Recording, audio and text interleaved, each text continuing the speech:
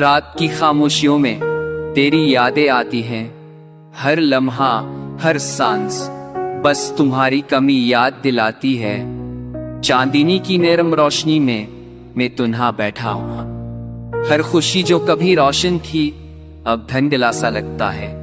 तेरी हंसी की गूंज कहने दूर सुनाई देती है, पर हाथ पकड़ कर वो लम्हे बस यादों में रह गए। वक्त की रेत में हर खुशी दफन हो गई और दिल के सुनसान कमरे में सदा बस तेरी रह गई। कैसे बताऊं तुम्हें ये दिल की खाली जगह का एहसास, हर पल हर लम्हा तुम्हारी याद में घरा हुआ हो। आंखों के अंदर छिपी हुई आंसुओं की बारिश तुना हाथों में दिल की धड़कन से बातें करती है। काश वो दिन वापस आ जाए जब हम हंसते थे, जब दुनिया रोशन थी। पर वक्त ने हमें कर दिया और तुम्हारे बगैर ये दुनिया लगती है सुनसान।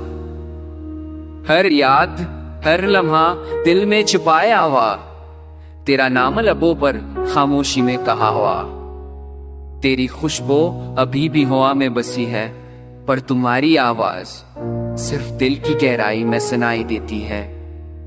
अकेलेपन के समंदर में मैं तैरता हूँ, पर हर मौज तुम्हारी कमी की याद दिलाती है।